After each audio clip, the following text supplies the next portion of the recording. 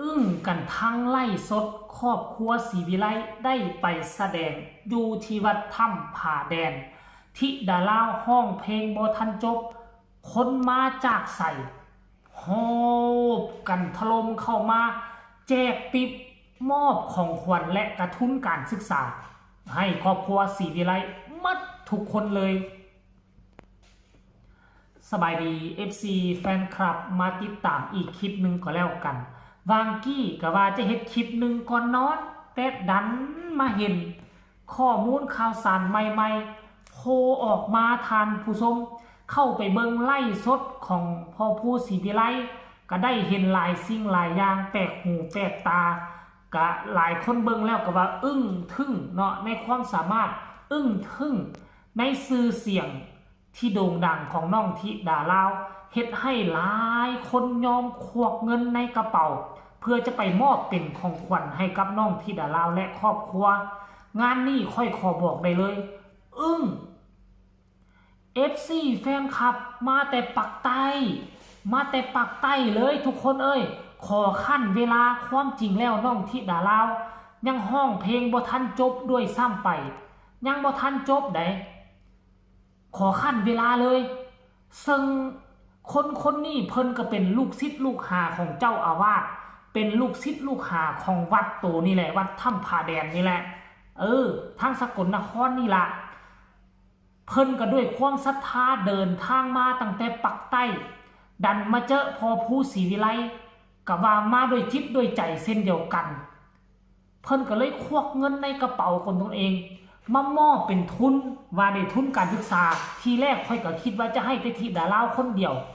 พอผู้เอาไปก่อนซิดพีเคมาธิดาลาวก็ได้ไอ้ก็ดีปาดก็เมานอกจาก FC แฟนคลับทั้งปักใต้คนนี้แล้ว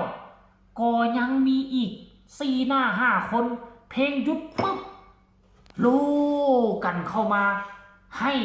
มาไล่บ่ได้ให้แต่ผู้เดียวแล้วยายครบหมดทุกคนสรุปรวมแล้ว FC แฟนคลับหรือว่าลูกศิษย์ลูกหาของวัดถ้ำผาแดนมีแต่คนมีเงินมีคำมีแต่คนมีอันจะกินโอ้โหบ่ได้ค่าจ้างกระช่างมันเมื่อคืนนี่ค่อยคิดว่าเฉพาะมาไล่นี่นะตั้งแต่เศร้าจนฮอดคำเดี๋ยวนี้น้องธิดาลาวฟาดไปหลายพันคะแนนเติบได้ทุกคนเอ้ยโยบ่เว้าหลายยายห่างหลังจากเพิ่นเว้าเพิ่นมอบมาไล่ให้แล้วเพิ่นก็ยังกล่าวเรื่องราวอีกอย่างต่างๆเนาะถึงหลายคนอีกถึงความสัมพันธ์อยู่ในวัดระหว่างโตเพิ่นรวมถึงครอบครัวศรีวิไลให้ทุกคนไปส้มคลิปนี้น้ำกันสากลแล้วจังมาพ่อกันในช่วงต่อไปส้มพร้อมกันเลยอายุ12 ปีมาจากไข่พ่อผู้ศรีวิไลค่ะมื้อนี้ค่ะมาขอเป็นลูกเป็นหลานพี่น้องชาวจังหวัดสกลนครด้วยค่ะขอบพระคุณค่ะขอบพระคุณรางวัลน้ำใจด้วยนะคะขอบพระคุณค่ะขอบพระคุณค่ะขอบพระคุณความรักความแพงจากพี่น้องหลายๆด้วยค่ะขอบพระคุณค่ะขอบคุณค่ะ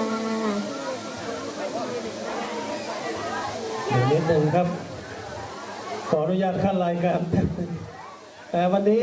รู้สึกโชคดีมากเลยนะครับทั้งบ้านศรีวิไลทั้งหลังเลยนะครับวันนี้ได้รับเกียรตินะครับจากท่านผู้ใหญ่ใจดีนะครับเดินทางมาโน่นเลยจากภาคใต้ครับท่านในหัวจรวิทย์นะครับวันนี้ท่านบอกว่าจะมอบทุนการศึกษาให้กับน้องๆทุกคนยกเว้นภูศรีวิไลท่านในหัวคือว่าจังสันน้องบัดนี้น้องท่านบอกว่านายหัวบอกว่าน้องๆได้คนละ10 บาท20 บาทแต่ภูศรีวิไลให้สัก3,000ก็พอท่านในหัวว่านะครับเราปรบมือดังๆให้กับในหัวจรวิทย์ด้วยนะครับวันนี้ท่านใจดีมากเลยนะฮะท่านได้มามอบทุนให้กับน้องๆนะครับลูกๆบ้านศรีวิไลครับขอบคุณมากนะครับท่านครับ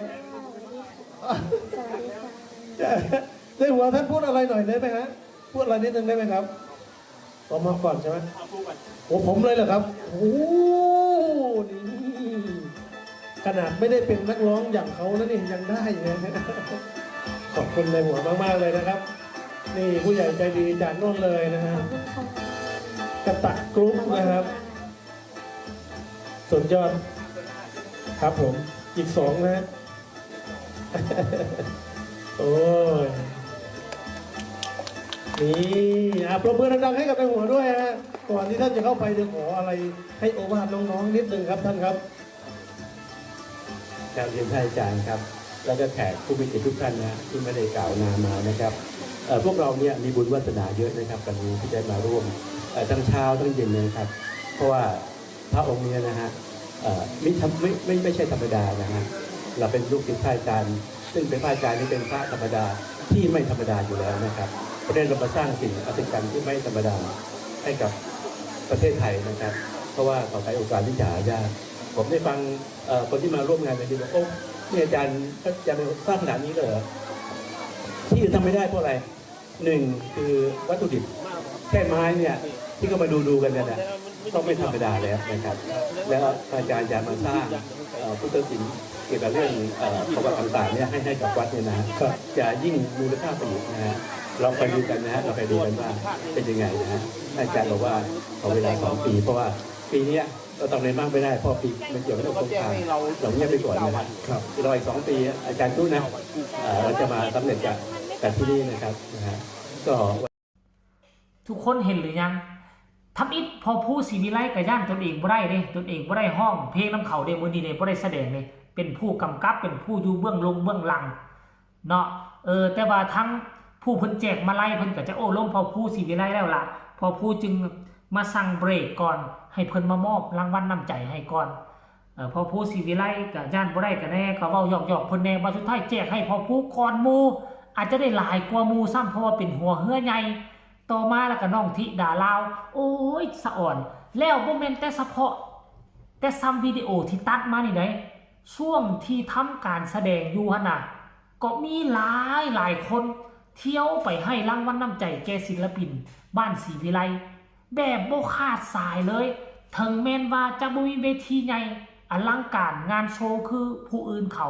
แต่เวทีเพียงดินนี่มันก็สามารถเฮ็ดให้พออยู่พอกิน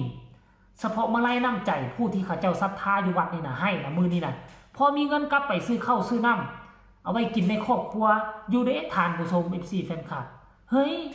ผู้ใดได้เห็นคลิปเรานี่แสดงตัวมาเลยทางใต้คอมเมนต์เนาะผู้ใดเห็นก็ให้กดหนึ่งมาไผหาก็เห็นคลิปนี้